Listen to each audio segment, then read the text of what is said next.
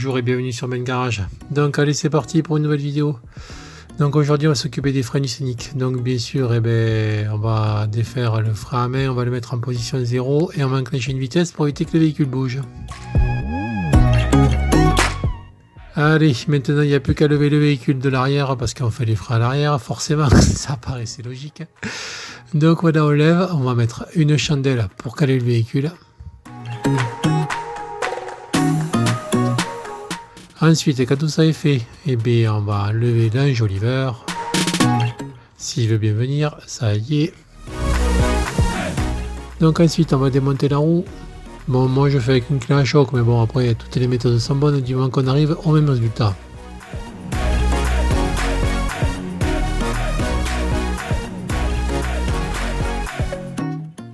Voilà, c'est parti, la roue est enlevée.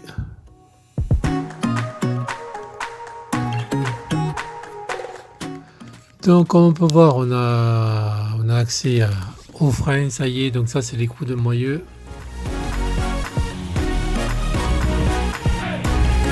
On a l'étrier de frein qu'il va falloir enlever et enfin le disque. Donc là il suffit de prendre une clé de 15 avec un cliquet de 13. Ensuite tout d'abord on va mettre un bon coup de WD-40 pour nourrir le caoutchouc et pour un peu débloquer tout ça. Donc voilà la clé de 15. Et on va passer un cliquet de 13 pour pouvoir pour pouvoir débloquer notre boulon, pour pouvoir commencer à enlever notre étrier de frein.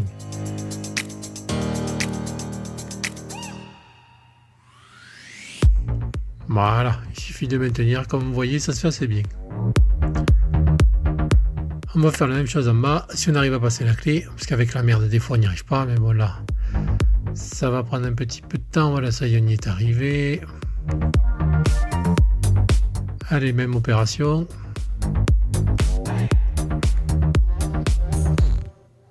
Donc là, comme vous pouvez voir, je ne vais pas pouvoir enlever les plaquettes assez facilement, je vais me servir d'un petit outil, on va voir ça très bientôt.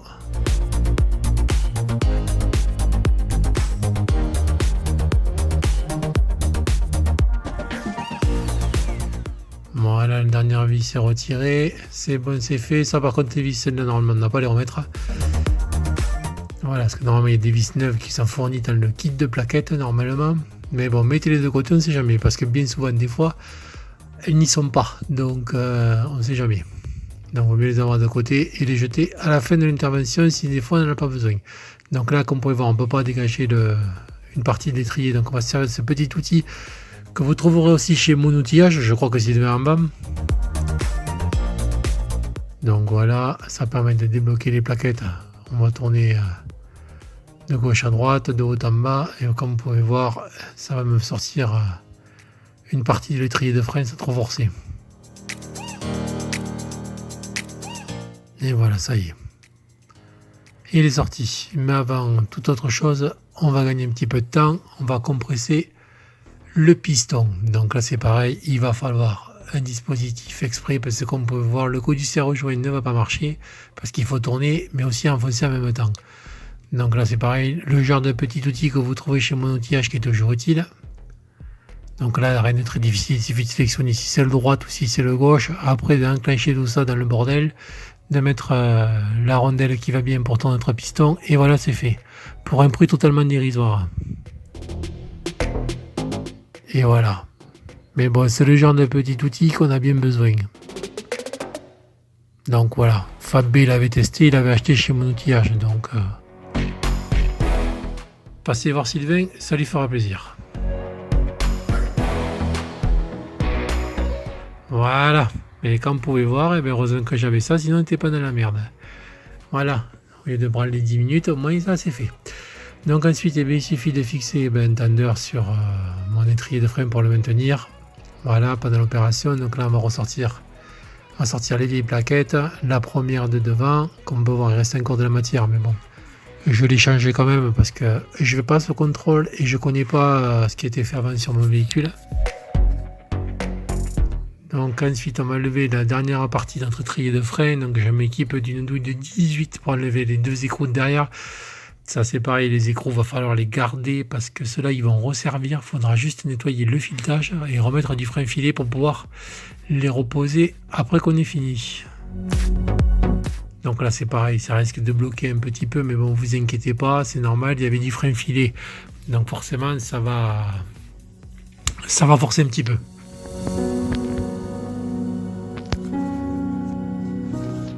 Voilà, c'est un petit peu lourd, mais bon, voilà, il faut le temps de les enlever. Voilà, je fais la vidéo presque direct, c'est-à-dire que vous allez voir un peu comment ça se passe. J'ai coupé le moins de séquences possible justement pour que vous voyez à peu près comment ça se passe. Parce que c'est vrai qu'il y a beaucoup de vidéos sur internet, on a l'impression que ça se fait facilement et puis finalement c'est pas le cas. Donc c'est pour ça que j'ai préféré laisser la vidéo comme ça, qu'elle est un peu longue. Comme ça vous voyez vraiment vos capacités de pouvoir le faire ou pas avant de vous lancer. Mais bon, ça se fait, j'y suis arrivé, donc il n'y a pas de souci. Donc voilà, le support est retiré. Donc comme je vous disais, les vis, vous les mettez de côté dans la plaquette métallique qui est inventée. Donc là maintenant, il faut enlever le cache moyeu. Donc là c'est pareil, on reprend notre petit outil qui nous avait servi à pousser les plaquettes de frein et enlever le piston, enlever l'étrier de frein. Donc on va taper un peu de tous les côtés pour pouvoir passer du WD-40. Voilà, pour que ça pénètre et pour pouvoir l'enlever plus facilement. Et en même temps, on va tourner le disque de frein pour pouvoir faire plusieurs entailles pour pouvoir enlever notre cache plus facilement.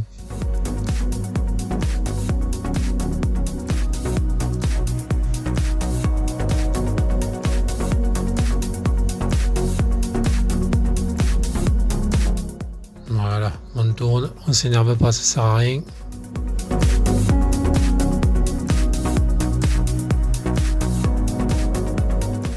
Voilà, on tourne encore un petit peu, le produit va faire son effet et ça va venir tout seul. Voilà. Maintenant, on va attraper la douille de 30, la clé à choc qui va bien. Bon, encore que la clé à choc, c'est pas forcément utile, mais bon, moi je l'ai donc j'en profite. Voilà, on va dévisser. Comme vous pouvez voir, ça va venir assez facilement. Voilà, ça y est. Donc, on va pouvoir enlever notre disque en faisant attention parce que derrière il y a le capteur ABS, donc on y va doucement. Voilà, on fait des petits mouvements de gauche à droite et de bas en haut et ça va venir tout seul. Comme vous pouvez voir, c'est pas collé, donc vu qu'on a enlevé l'écrou de moyeu, normalement ça va se faire tout seul. Voilà, ensuite petite particularité sur cette voiture, il y a des disques de frein qui sont vendus sans le roulement à l'intérieur. Bon, parce que c'est-à-dire que vous devez récupérer le roulement que vous avez sur votre ancien disque. Bon, sachant que mon véhicule a 100 000 km et pour une différence de 30 € sur un disque sans roulement, et j'ai pas cherché à comprendre, sachant que comment c'est pas facile de faire des roulements, j'ai préféré ne pas prendre de risque et repartir sur des roulements neufs avec des disques tout neufs. Voilà, comme on peut le voir sur la vidéo. Des fois, c'est pas la peine de se faire chier, surtout si vous n'avez pas de presse. Cherchez pas midi à 14h, prenez des disques avec des roulements. Donc voilà le capteur ABS, donc on va nettoyer un petit peu. On va passer un peu de WD-40. On va passer un coup de brosse en faisant gaffe de ne pas esquinter le capteur. Voilà, le plus gros est fait, c'est-à-dire que là on a tout démonté, donc maintenant ça va être que du remontage. Bon, après je ne sais pas si vous avez trouvé ça difficile, mais bon, là normalement ça va, quoi. Il n'y avait pas trop de complexité, quoi. Donc voilà, capteur ABS, on fait attention. Voilà, on passe un coup de brosse.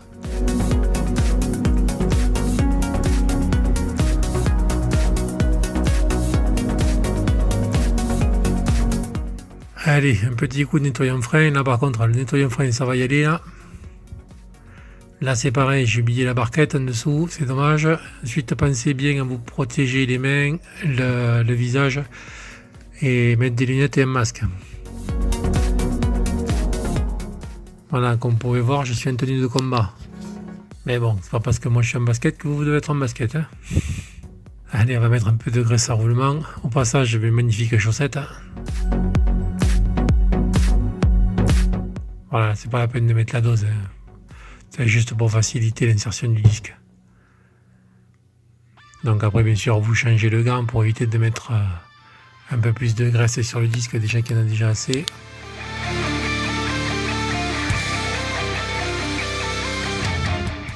Voilà, vous allez voir, ça va pas forcer pour mettre le disque, il faut juste appuyer un petit peu. Et voilà, ça y est.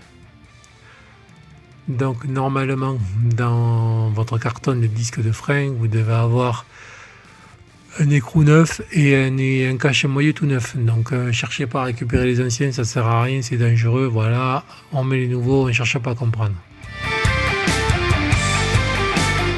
Alors là c'est pareil, il va falloir serrer au couple. Donc je vais vous montrer la RTA, parce que je suis gentil. Voilà. Donc vous avez des couples de serrage. Bien sûr, il faudra les convertir pour pouvoir les passer à Newton-mètre. Parce que comme vous pouvez le voir, ils ne sont pas à Newton-mètre. Mais bon, c'est très facile. Voilà, pour ceux qui savent, normalement c'est bon. Il suffit d'aller sur internet, de taper un peu la conversion, vous allez avoir le résultat. Voilà, vous pouvez faire un arrêt sur image, c'est fait exprès normalement. Et là vous avez tout. Allez, c'est parti. Donc là c'est pareil, je prends une clé dynamométrique qui vient de chez Lidl, pour pas citer. Et si vous n'êtes pas sûr de votre clé dynamométrique, pensez à la changer. Comme je vous dis, il y a encore notre ami Sylvain qui est en vente. Donc si vraiment vous n'êtes pas sûr, cherchez pas à midi à 14h.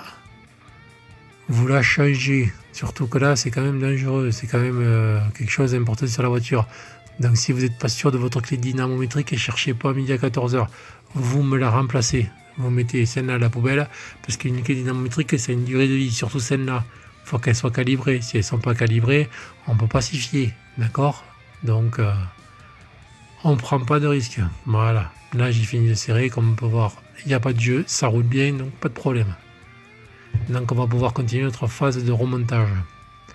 On met un peu de graisse au niveau du moyeu avant de remonter le cache-moyeu. Là c'est pareil, il vous faudra mettre un coup de lime en biseau sur le bord pour pouvoir entrer plus facilement votre bouchon de cache-moyeu. Parce que sinon vous allez vous embêter.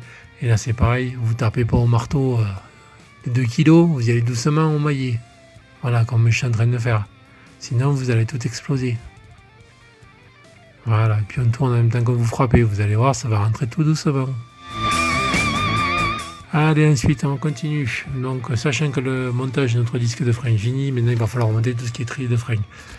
Donc il suffit simplement, et bien là ça va être très simple, on nettoie, on dégraisse le plus possible pour enlever le plus possible de merde, on va s'occuper des colisseaux. Normalement vous avez des espèces de baguettes, enfin je sais pas comment vous appelez ça, mais bon, qui maintiennent les plaquettes et qui les font glisser. Donc sachant que moi dans mon jeu de plaquettes qui m'a été fourni, c'était pas les mêmes, les plaquettes étaient bonnes mais pas ça. Donc avant de démonter, regardez bien que ces espèces d'agrafes, on va les appeler comme ça, soient bien compatibles. Si c'est pas compatible, laissez les anciennes et passer un coup de brosse comme je suis en train de faire dessus, histoire d'enlever le plus possible de merde. Bon là c'est pareil, on a changé les gants, on a mis un masque tout neuf, et voilà, parce que là la poussière, celle-là elle est pas terrible, hein. Voilà, surtout pour la santé. Donc voilà, allez, on nettoie avec du nettoyant frein. Je vous dis, nettoyant frein, vous allez en bouffer là. Et on va s'occuper un peu des coulisseaux de notre étrier. Voilà, donc on va les enlever. On va regarder la qualité de notre graisse qu'il y a dessus. Mais comme on peut voir, la graisse, elle a graisse que de nom. Voilà, parce qu'il n'y a plus rien. Elle est toute sèche, donc on va le nettoyer. Et puis on va remettre un coup de graisse dessus. Voilà, donc quand vous avez nettoyé vos coulisseaux, vous remettez un peu de graisse dessus.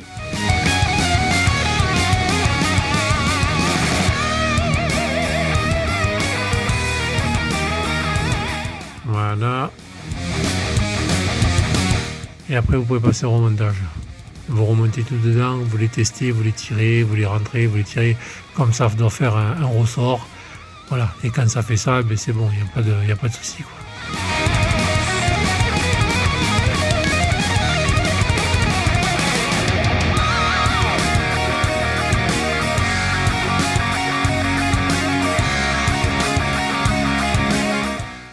C'est ok. Allez, on finit de nettoyer un peu, enlever le surplus de graisse qui est resté et on va pouvoir passer à la phase de remontage. Donc là, on va pouvoir récupérer les deux boulons que je vous avais dit de mettre de côté. Donc on les nettoie avec une brosse métallique et puis on va remettre un peu de frein filet. Mais bon, ça c'est pareil, le frein filet, c'est pas la peine d'en mettre 3 tonnes. Il faut mettre juste ce qu'il faut, quoi. Voilà. Donc là c'est pareil, vous remettez votre étrier en place, vous resserrez au couple de préférence, vous n'êtes pas obligé, faites comme vous voulez.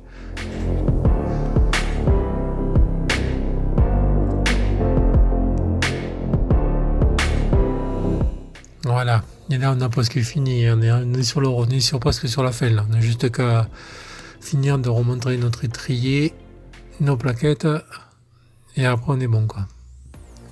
Là on a fait le plus gros pratiquement. Voilà, j'ai fini le vissage à la main, on va pouvoir passer un coup de cliquet.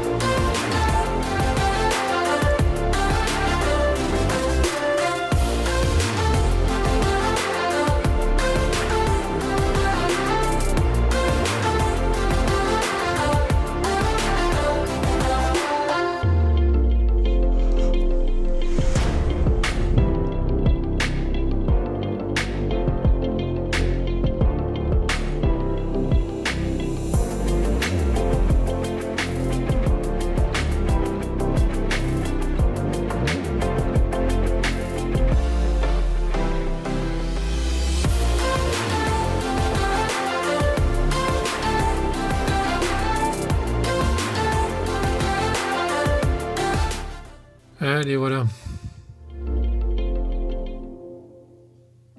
On va pouvoir passer un coup de clé dynamométrique.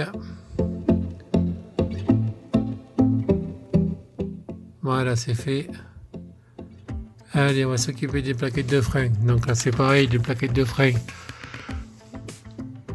Voilà, on va passer un coup de nettoyant frein aussi, si vous voulez, pour nettoyer un maximum de saloperies qui seraient restées sur le disque. Parce que c'est pareil, pensez à nettoyer, surtout qu'il faut que le disque de frein soit le plus propre possible.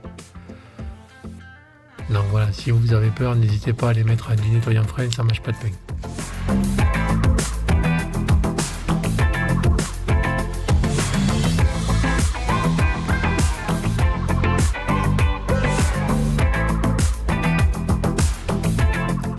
Voilà, c'est parti pour le remontage des plaquettes. Donc avant de remonter nos plaquettes, il va falloir mettre un peu de graisse au niveau de leur support pour pouvoir qu'elles glissent plus facilement quand elles doivent se remettre en place. Et vous allez voir que ça évitera surtout des glaçages de plaquettes et beaucoup d'autres problèmes. Voilà, pas beaucoup de personnes le font, mais moi depuis que je l'ai fait et que je l'ai vu faire, c'est vrai que c'est quand même pas mal. Donc là c'est pareil, il suffit pas de mettre la dose, il faut juste que justement le support soit bien propre. Vous y mettez juste un petit peu de graisse, mais vraiment une noisette, c'est vraiment très peu. Et vous allez voir que ça va être du top du top. Ça évitera que vos plaquettes se bloquent et éviter un glaçage plus tard.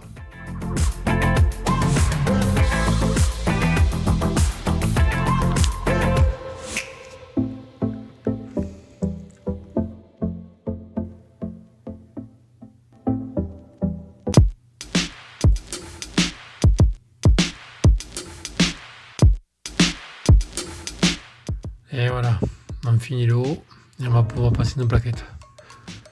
Et vous allez voir que ça va faciliter aussi l'insertion des nouvelles plaquettes.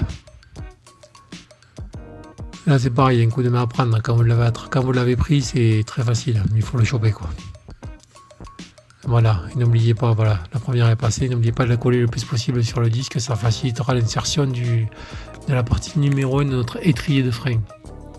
Et normalement, si vous avez bien compressé votre piston là-haut, normalement ça va rentrer comme dans du beurre. C'est-à-dire que vous n'allez même pas forcer. Si ça force, c'est que votre piston n'est pas assez rentré. Donc vous reprenez l'outil et vous rentrez un peu plus votre piston.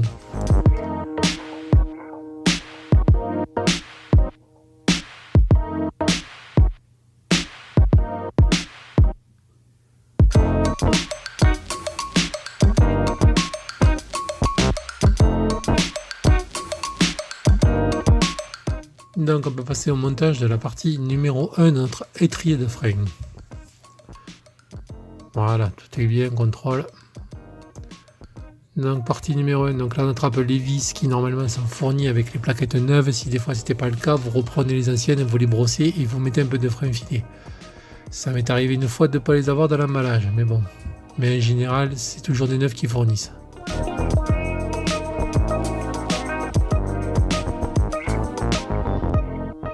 Voilà, là c'est pareil, vous faites comme au démontage au début, un coup de cliquet derrière, une clé plate, vous maintenez et puis voilà. Voilà, si vous n'arrivez pas à faire ça, alors vous avez fait tout le reste, il y a un problème. Là, c'est de la rigolade maintenant.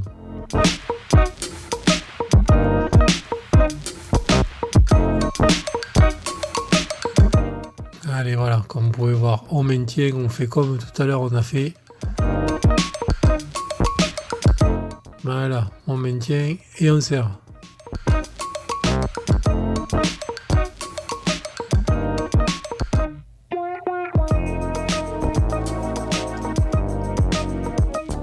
Voilà, il y a juste cette partie, c'est un peu chiant là. Si vous avez peur, vous y allez avec une cardan parce que vous avez la canalisation de frein qui passe juste à côté. Et c'est vrai que c'est pas facile de l'atteindre, mais bon.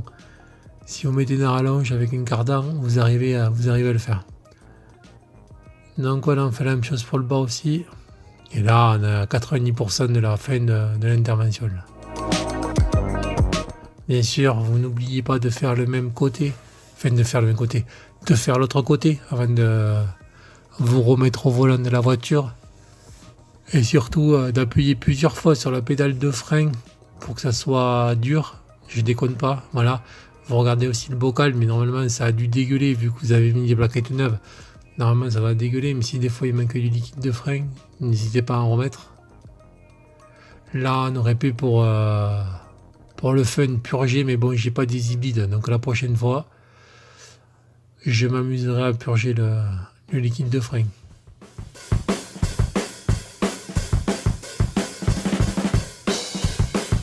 Voilà. Allez, une belle vue sur notre disque de frein qui est tout neuf. Magnifique. Allez, on va finir notre dernier passage de nettoyant frein sur notre disque. Voilà, c'est le passage final.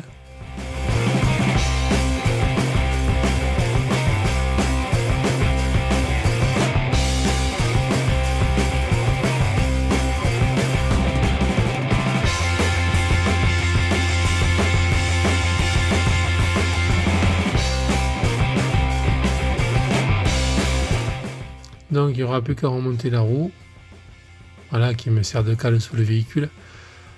Donc là c'est pareil, avant de remonter la roue, on va mettre un petit peu de graisse Bardal qui ne me sert pas, parce que justement elle n'est pas très bonne pour la haute température, mais par contre pour faire ce genre d'opération, elle va être très bien, ça m'évitera de jeter le pot, et c'est toujours bien de récupérer que de jeter. Donc voilà, et comme on peut voir, ça va pas tarder, la roue va pas tarder à se coincer, donc avant qu'elle se coince, on va mettre un petit peu de graisse. Si c'est jamais arrivé à personne quand une roue est coincée pour l'enlever, je peux vous garantir qu'on s'amuse. Ça m'est arrivé une fois. Vous pouvez y aller au marteau. Et encore au marteau, des fois vous y passez un moment pour pouvoir enlever une roue. C'est un truc de dingue. Donc pour éviter que ce genre de choses arrive, voilà, on prend un petit peu de graisse cuivrée. Mais là, la Bardal, elle aura fin, parce que je dis ça sous la main. Et n'hésite pas à mettre un petit peu sur la face avant. Voilà. En pensant à bien la malaxer, la Bardal, parce que sinon vous allez avoir que du liquide au tout début. Voilà, ça elle ira très bien.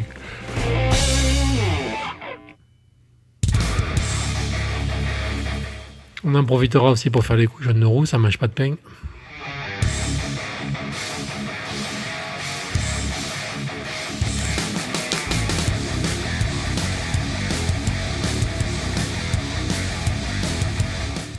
Voilà, on remet notre roue en place.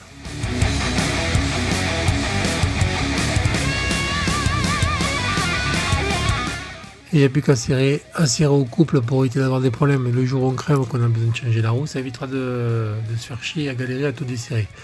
Et à devoir desserrer comme un mulet.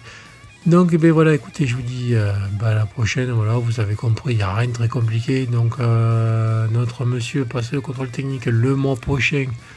Au mois d'octobre ou novembre, ça dépendra s'il y a de la place ou pas, et on verra bien. Normalement, c'était les dernières interventions qu'il y avait à faire dessus, justement, qui craignaient un petit peu, donc on verra bien ce que dit le contrôleur. Donc voilà, ben écoutez, je vous dis à la prochaine. Voilà, faites attention quand vous faites des freins, bien appuyer sur la pédale qu'elle soit dure, voilà, faites gaffe.